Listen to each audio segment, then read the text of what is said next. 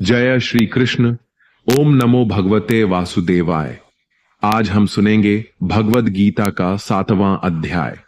Video शुरू करने से पहले हम सब मिलकर प्रार्थना करें।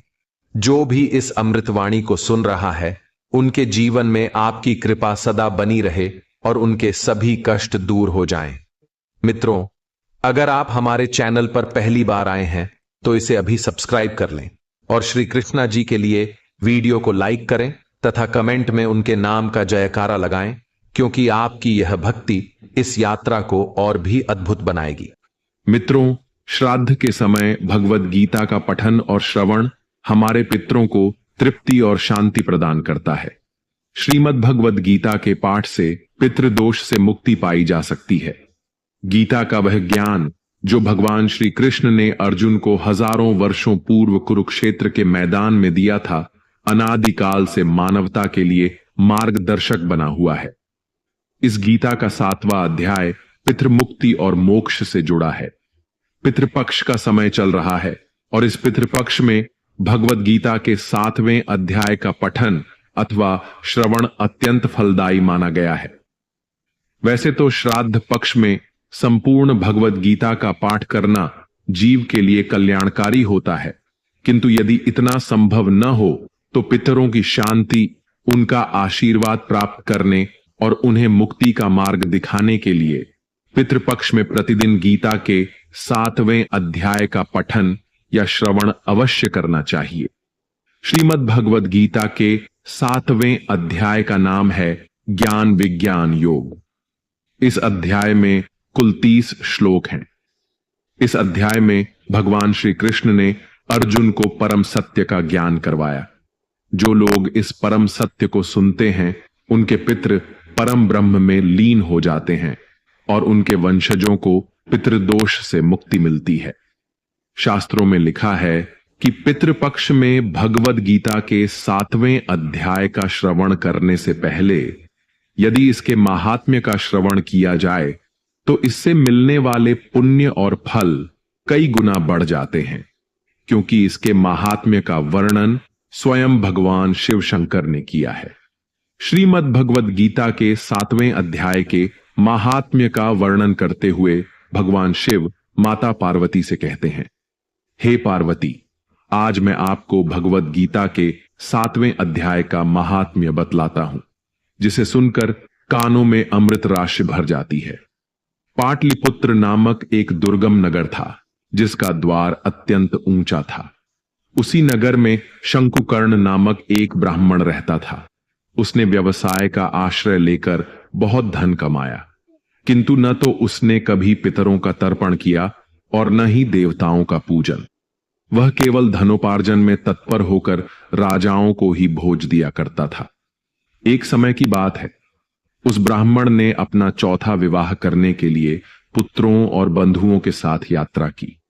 मार्ग में आधी रात के समय जब वह सो रहा था, तभी एक सर्प ने कहीं से आकर उसकी बांह में काट लिया। सर्प के काटते ही उसकी ऐसी अवस्था हो गई कि मणि, मंत्र और औषधि आदि से भी उसका उपचार ना हो सका। तत्पश्चात कुछ ही क्षणों में उसके प्राण पखेरु उड़ गए और वह प्रेत बन गया।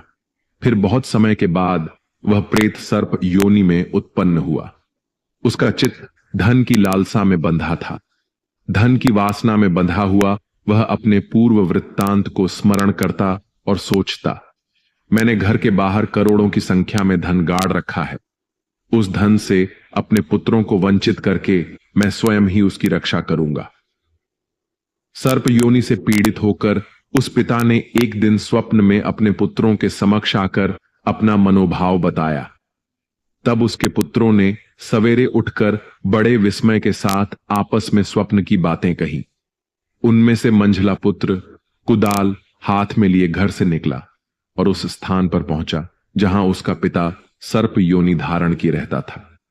यद्यपि उसे धन के स्थान का ठीक ठीक पता नहीं था, तो भी उसने ज्ञान और सूझबूझ से स्थान का निश्चय कर लिया और वहां खुदाई आरंभ की।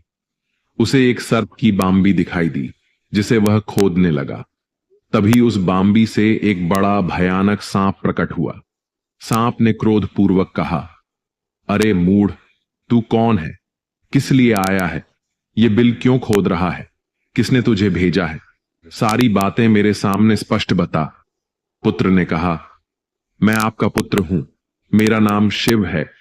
मैं रात्रि में देखे हुए स्वप्न से विस्मित होकर यहां स्वर्ण लेने की आकांक्षा से आया हूं। पुत्र की यह वाणी सुनकर वह सांप हंस पड़ा और ऊंचे स्वर में बोला, यदि तू मेरा पुत्र है तो मुझे शीघ्र ही बंधन से मुक्त कर। मैं अपने पूर्व जन्म में गाड़े हुए धन के लिए ही सर्प योनि में उत्पन्न हुआ हूं। पुत्र ने कहा, पिताजी, आपकी मुक्ति कैसे होगी? इसका उपाय मुझे बताइए, क्योंकि मैं इस रात में सबको छोड़कर आपके पास आया हूं। पिता ने कहा, हे पुत्र, गीता के अमृतमय 7वें अध्याय को छोड़कर मुझे मुक्त करने में तीर्थ, दान, तप और यज्ञ भी सर्वथा असमर्थ हैं। केवल गीता का 7वां अध्याय ही प्राणियों के जरा मृत्यु आदि दुखों को दूर करने वाला है। पुत्र, मेरे श्राद्ध के दिन गीता के 7वें अध्याय का पाठ करने वाले ब्राह्मण को श्रद्धापूर्वक भोजन कराना। इससे निसंदेह मेरी मुक्ति हो जाएगी। वत्स, अपनी शक्ति और सामर्थ्य के अनुसार पूर्ण श्रद्धा के साथ विद्वान, निर्व्यसी और वेद विद्या में प्रवीण अन्य ब्राह्मणों को भी भोजन कराना। सर्प योनि में पड़े हुए पिता के यह वचन सुनकर सभी पुत्रों ने उसकी आज्ञा के अनुसार, बल्कि उससे भी अधिक श्रद्धा और भक्ति से कार्य किया। तब शंकुकर्ण ने अपना सर्प शरीर त्याग कर दिव्य देह धारण किया और सारा धन अपने पुत्रों को सौंप दिया। करोड़ों की संख्या में धन पाकर वे पुत्र बहुत प्रसन्न हुए।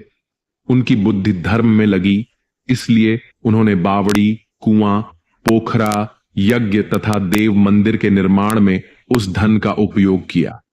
उन्होंने भोजनशालाएं भी बनवाईं। तत्पश्चात 7वें अध्याय का सदा जाप करते हुए उन्होंने मोक्ष प्राप्त किया। भगवान शंकर ने कहा, हे पार्वती, इस प्रकार मैंने तुम्हें 7वें अध्याय का माहात्म्य बताया, जिसके श्रवण मात्र से मानव सब पातकों से मुक्त हो जाता है। मित्रों, कहा जाता है, जो व्यक्ति पितृपक्ष के 16 दिनों तक तर्पण, श्राद्ध आदि नहीं कर पाते, उन्हें इस अवधि में अपने पितरों की शांति के लिए गीता के 7वें अध्याय का पाठ अवश्य करना चाहिए और उसका फल पितरों को समर्पित करना चाहिए। तो चलिए दोस्तों, अब हम सुनते हैं भगवद गीता का 7वां अध्याय। श्रीमद् भगवद गीता 7वां अध्याय, ज्ञान विज्ञान योग। यह अध्याय भगवान की शक्तियों के भौतिक और आध्यात्मिक आयामों के वर्णन के साथ आरंभ होता है। श्री कृष्ण व्यक्त करते हैं कि सब उन्हीं से प्रकट होते हैं और धागे में गुथे मोतियों की भांति उनमें स्थित रहते हैं और फिर सब उन्हीं में पुनः विलीन हो जाते हैं। उनकी माया शक्ति पर विजय प्राप्त करना अत्यंत दुष्कर है। परम प्रभु श्री कृष्ण ने कहा, हे अर्जुन, अब यह सुनो कि भक्ति योग के अभ्यास द्वारा और मेरी शरण ग्रहण कर मन को केवल मुझ में अनुरक्त कर और संदेह मुक्त होकर तुम मुझे पूर्णतया किस प्रकार जान सकते हो। अब मैं तुम्हारे समक्ष उस ज्ञान और विज्ञान को पूर्णतः प्रकट करूंगा, जिसको जान लेने पर इस संसार में तुम्हारे जानने के लिए और कुछ शेष नहीं रहेगा। हजारों में से कोई एक मनुष्य आध्यात्मिक सिद्ध के लिए प्रयत्न करता है और सिद्ध प्राप्त करने वालों में से कोई एक विरला ही वास्तव में मुझे जान पाता है। पृथ्वी, जल, अग्नि, वायु, आकाश, मन, बुद्धि और अहंकार, ये सब मेरी प्राकृत शक्ति के 8 तत्व हैं। ये मेरी अपरा शक्तियां हैं, किंतु हे महाबाहु अर्जुन, इनसे अतिरिक्त मेरी पराशक्ति है।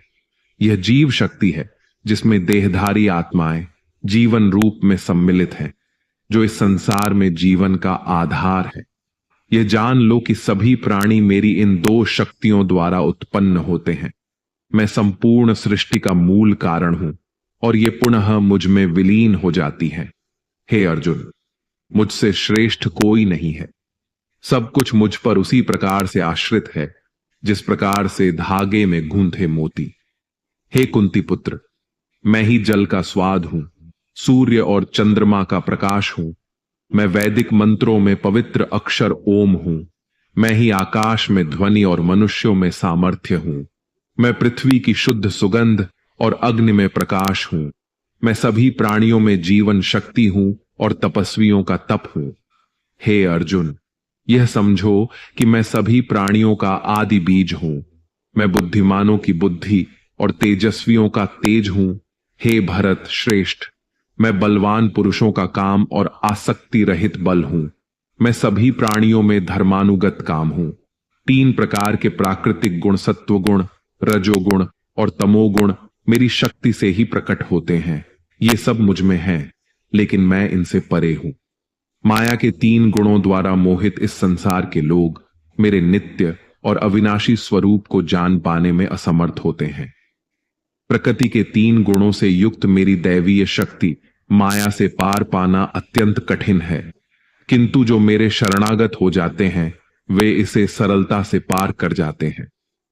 4 प्रकार के लोग मेरी शरण ग्रहण नहीं करते, वे जो ज्ञान से वंचित हैं, वे जो अपनी निकृष्ट प्रवृत्ति के कारण मुझे जानने में समर्थ होकर भी आलस्य के कारण मुझे जानने का प्रयास नहीं करते, वे जिनकी बुद्धि भ्रमित है, और वे जो आसुरी प्रवृत्ति के हैं। हे भरत श्रेष्ठ, 4 प्रकार के पवित्र लोग मेरी भक्ति में लीन रहते हैं। आर्त अर्थात पीड़ित, ज्ञान की जिज्ञासा रखने वाले जिज्ञासु, संसार के स्वामित्व की अभिलाषा रखने वाले अर्थार्थी, और जो परम ज्ञान में स्थित ज्ञानी हैं। इनमें से मैं उन्हें श्रेष्ठ मानता हूं जो ज्ञान युक्त होकर मेरी आराधना करते हैं और दृढ़ता पूर्वक अनन्य भाव से मेरे प्रति समर्पित होते हैं। मैं उन्हें बहुत प्रिय हूं और वे भी मुझे अत्यंत प्रिय हैं। वास्तव में वे सब जो मेरे प्रति शरणागत हैं निःसंदेह महान हैं। लेकिन जो ज्ञानी हैं और स्थिर मन वाले हैं और जिन्होंने अपनी बुद्धि मुझ में विलय कर दी है और जो केवल मुझे ही परम लक्ष्य के रूप में देखते हैं, उन्हें मैं अपने समान ही मानता हूं। अनेक जन्मों की आध्यात्मिक साधना के पश्चात जिसे ज्ञान प्राप्त हो जाता है, वह मुझे सबका उद्गम जानकर मेरी शरण ग्रहण करता है। ऐसी महान आत्मा वास्तव में अत्यंत दुर्लभ होती है। वे मनुष्य जिनकी बुद्धि भौतिक कामनाओं द्वारा हर ली गई है, वे देवताओं की शरण में जाते हैं। अपनी अपनी प्रवृत्ति के अनुसार वे देवताओं की पूजा करते हैं और इन देवताओं को संतुष्ट करने के लिए वे धार्मिक कर्मकांडों में संलग्न रहते हैं। भक्त श्रद्धा के साथ स्वर्ग के देवता की जिस रूप की पूजा करना चाहता है, मैं ऐसे भक्त की श्रद्धा को उसी रूप में स्थिर करता हूं। श्रद्धा युक्त होकर ऐसे भक्त किसी देवता विशेष की पूजा करते हैं और अपनी वांछित वस्तुएं प्राप्त करते हैं, किंतु वास्तव में ये सारे लाभ मेरे द्वारा ही प्रदान किए जाते हैं। किंतु ऐसे अल्पज्ञानी लोगों को प्राप्त होने वाले फल भी नश्वर होते हैं। जो लोग देवताओं की पूजा करते हैं वे देवलोकों को जाते हैं, जबकि मेरे भक्त मेरे लोक को प्राप्त करते हैं। बुद्धिहीन मनुष्य सोचते हैं कि मैं परमेश्वर पहले निराकार था और अब मैंने यह साकार रूप धारण किया है। वे मेरे इस अविनाशी और सर्वोत्तम दिव्य स्वरूप की प्रकृति को नहीं जान पाते। मैं सभी के लिए प्रकाशित नहीं हूं, क्योंकि सब मेरी अंतरंग शक्ति योग माया द्वारा आच्छादित रहते हैं। इसलिए मूर्ख और अज्ञानी लोग यह नहीं जानते कि मैं अजन्मा और अविनाशी हूं। हे अर्जुन, मैं भूत, वर्तमान और भविष्य को जानता हूं। मैं सभी प्राणियों को जानता हूं, लेकिन मुझे कोई नहीं जानता। हे भरतवंशी, इच्छा तथा द्वेष के द्वंद्व मोह से उत्पन्न होते हैं। हे शत्रु विजेता, भौतिक जगत में समस्त जीव जन्म से ही इनसे मोहग्रस्त होते हैं, लेकिन पुण्य कर्मों में संलग्न रहने से जिन व्यक्तियों के पाप नष्ट हो जाते हैं वे मोह के द्वंद्वों से मुक्त हो जाते हैं। ऐसे लोग दृढ़ संकल्प के साथ मेरी पूजा करते हैं। जो मेरी शरण ग्रहण कर बुढ़ापे और मृत्यु से छुटकारा पाने की चेष्टा करते हैं, वे ब्रह्म, अपनी आत्मा और समस्त कर्म के क्षेत्र को जान जाते हैं। वे जो मुझे अधिभूत अर्थात प्रकृति के तत्वों के नियामक और अधिदेव अर्थात देवतागण के नियामक तथा अधियज्ञ अर्थात यज्ञों के नियामक के रूप में जानते हैं, ऐसी प्रबुद्ध आत्माएं सदैव, यहां तक कि अपनी मृत्यु के समय भी मेरी चेतना में लीन रहती है।